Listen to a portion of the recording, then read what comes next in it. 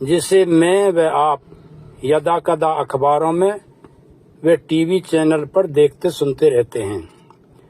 देहात में पुराने ट्यूबवेलों के जो ढूंढ पड़े कुओं में, शहर में सीवर लाइन में और फैक्ट्रियों में पुराने बड़े टैंकर में जहरीली गैसें बन जाती हैं। तो जब किसान अपने इस तरह के पुराने गहरे ढूंढ ट्यूबवेल में कुछ काम करने जाते हैं, मोटर को ठीक करने जाते हैं, सफाई करने जाते हैं, जैसे घुसते हैं जहरीली गैसें के कारण जान गंवा देते हैं। इसी प्रकार शहर में जब सफाई कर्मी सीवर लाइन की सफाई करने उसमें उतरते हैं तो उनकी भी इन जहरीली गैसों से जान चली जाती है। हालांकि शहर में अब ऑक्सीजन के सिलेंडर लगाकर कर्मचारी जाते हैं तो ऐसी घटना नहीं होती, लेकिन हर जगह ऑक्सीजन का सिलेंडर होना संभव नहीं है। इसी प्रकार फैक्ट्रियों में यदा कदा पुराने बड़े टैंकर की सफाई जो वहाँ के कर्मचारी मजदूर करते हैं, तो जब मजदूर अंदर जाते हैं तो उनकी भी इन जहरीली गैसों से दम घुटने से जान चली जाती है। अब सवाल ये है कि मुख्य गैसें होती कौन कौन सी हैं। इनमें सबसे जो मुख्य गैस है जो सबसे जहरीली होती है वो है कार्बन मोनोऑक्साइड। कार्बन डाइऑक्साइड भी होती है, CO2, मीथेन वगैरह भी होती हैं, कई प्रकार की गैसें होती हैं जो ऐसी जगह पर मौजूद होती हैं। ऐसी घटना यदा कदा होती रहती हैं। चूंकि ऐसी घटनाओं को मात्र एक दुर्घटना मानकर इस पर प्रशासन या सरकार भी ज्यादा ध्यान नहीं देती। इसका शायद डाटा भी मुकम्मल जो है सरकार के पास होगा नहीं होगा मुझे नहीं जानकारी है, लेकिन इस पर ज्यादा ध्यान नहीं दिया जाता क्योंकि इसे मात्र एक दुर्घटना मान लिया जाता है। हालांकि जिसके साथ ये घटना होती है उसका परिवार उजड़ जाता है, उसकी क्षतिपूर्ति नहीं की जा सकती। देखिए मैं बताता हूँ एक घटना। मेरा जिला है जनपद बुलंदशहर उत्तर प्रदेश में। उसके गांव खानपुर में पिछले वर्ष कुएं में काम करने हेतु 3 जवान किसान के लड़के यानी 3 जवान किसान बारी बारी से गए और तीनों की दम घुटने से मौत हो गई। एक अपूर्णीय क्षति हुई जिसकी पूर्ति नहीं की जा सकती और सारे परिवार उसमें उजड़ गए। इसी प्रकार मैं दूसरा उदाहरण देता हूँ।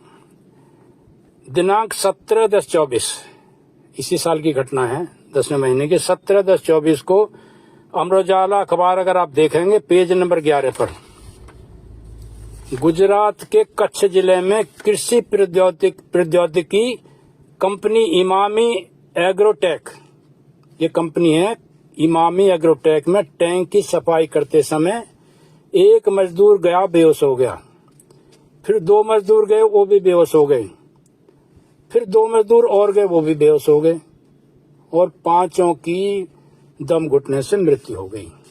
कितनी जो है दर्द विदारक घटना है। उन परिवारों पर क्या बीती होगी जो मजदूरी करने निकले थे और आगे पीछे उनका बेचारा का और कोई जरिया मांस नहीं था, आए थे मजदूरी करने और 5 लोग इसमें मौत के आगोश में समा गए। इन गैसों में सबसे खतरनाक जानलेवा गैस कार्बन मोनोऑक्साइड होती है तथा मैं ये भी बताऊंगा कि यह जानलेवा कैसे होती है। साइंस बायोलॉजी में ग्रेजुएट होने के नाते मैं इसकी छोटी मोटी जानकारी आपको देता हूं। कार्बन मोनोऑक्साइड का कोई रंग नहीं होता, इसमें गंध नहीं आती, अतः यह तीक्ष्ण नहीं होती। आप इनहेल करते रहेंगे, जाते रहेगा, आपको पता ही नहीं लगेगा, परंतु जहरीली बहुत होती है। इसे साइलेंट किलर भी कह सकते हैं। यह मनुष्य के लिए जानलेवा कैसे होती है, ये मनुष्य की जान लेती कैसे है, इसकी मैं मोटी जानकारी आपको देता हूं। इसके बारे में बताऊंगा। कार्बन मोनोऑक्साइड रक्त में हीमोग्लोबिन से जुड़ जाती है। रक्त के अंदर जो हीमोग्लोबिन होता है उससे जुड़ जाती है, यानी उससे बाइंड हो जाती है, जिस कारण रक्त की ऑक्सीजन ले जाने की कह सकते हैं कि रक्त की शरीर के अंगों व टिश्यूज को ऑक्सीजन सप्लाई करने की क्षमता कमजोर पड़ जाती है, वह टिश्यूज डैमेज हो जाते हैं और मनुष्य की मृत्यु हो जाती है। ऐसे स्थानों पर जो अन्य गैसें होती हैं वे तुलनात्मक कम मात्रा में होती हैं तथा कार्बन मोनोऑक्साइड जैसी घातक नहीं होती। अगर ऐसे स्थानों पर गैस का सिलेंडर लगाकर जाएं तो खतरा नहीं होगा, मगर हर जगह ऑक्सीजन गैस का सिलेंडर उपलब्ध नहीं होता है। तो इसमें अचानक जैसे गांव में पुराने कुएं में, शहर में सीवर लाइन की सफाई या फैक्ट्री में टैंकर आदि की सफाई में कोई व्यक्ति फंस गया है तो क्या करें। इसमें मैं अपने समय की एक घटना का उल्लेख करते हुए बताता हूं इसका क्या तरीका होना चाहिए। काफी समय पहले मैं उत्तर प्रदेश के जिला आगरा में थाना शमशाबाद में SHO के पद पर तैनात था।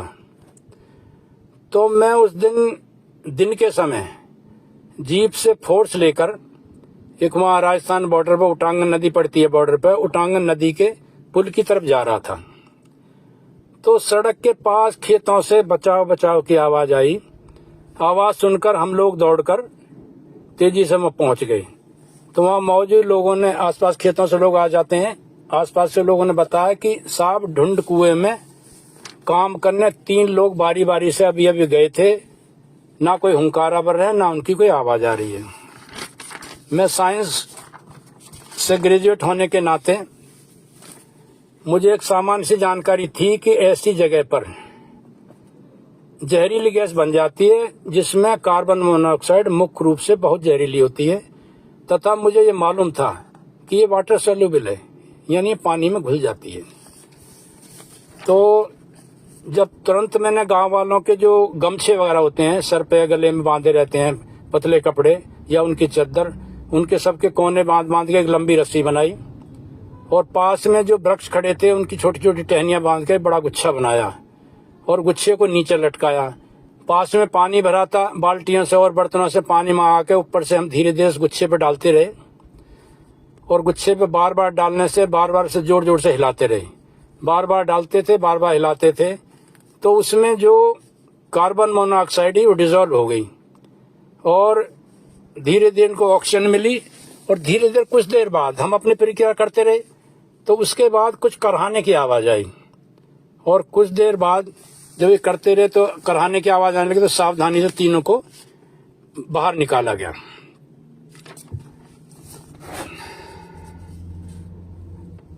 तो इस तरह जो है 3 लोगों की जान बच गई।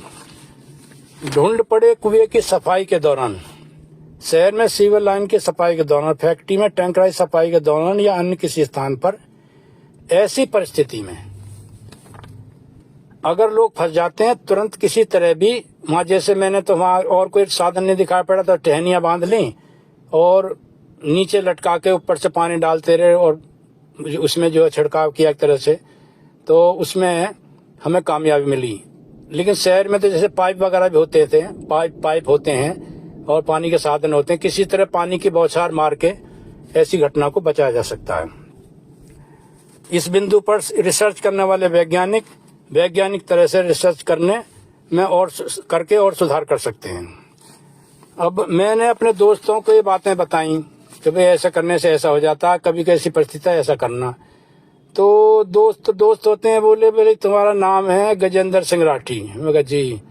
बोले गजेंद्र से जी और सिंह से एस और राठी से आर, GSR। बोले जैसे एक वैज्ञानिक है, बहुत बड़े वैज्ञानिक है, इंडिया के, नोबेल पुरस्कार मिला उन्हें, CV रमन साहब। तो बोले जैसे CV रमन की खोज के लिए उन्हें रमन इफेक्ट नाम दिया गया, तो तुम्हारा जो, अगर तुम वैज्ञानिक होते तो तुम्हारी खोजों का नाम होता GSR इफेक्ट। तो उसे मजाक में ले गए। अब दोस्त में तो ऐसी मजाक चलती रहती हैं, खैर हमने कोई ध्यान नहीं दिया। तो लेकिन ये गंभीर घटनाएं होती हैं। हालांकि मैंने 1-2 अखबार को पहले लिख के भेजा तो वहां से कोई रेस्पॉन्स नहीं मिला। तो इस तरह की घटनाएं बहुत ही दर्द विदारक होती हैं और इन्हें इस तरह से बचाया जा सकता है। इस तरह की मैं कुछ और घटनाएं बताता हूँ, इसी संबंधित थोड़ी सी और हैं ये।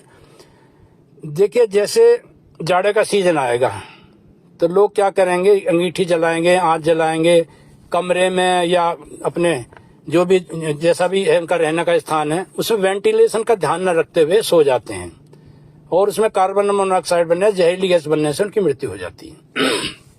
इसी तरह कुछ घटनाएं ऐसी भी सुनना आई हैं जो गैस के गीजर, बाथरूम अगर छोटा है, स्पेस कम है, गैस के गीजर आपने लगा लिए हैं, तो वहां भी 1-2 घटनाएं ऐसे सुनने में आई हैं कि गैस के गीजर लगाने से भी ये दम घुटने से मृत्यु हुई है।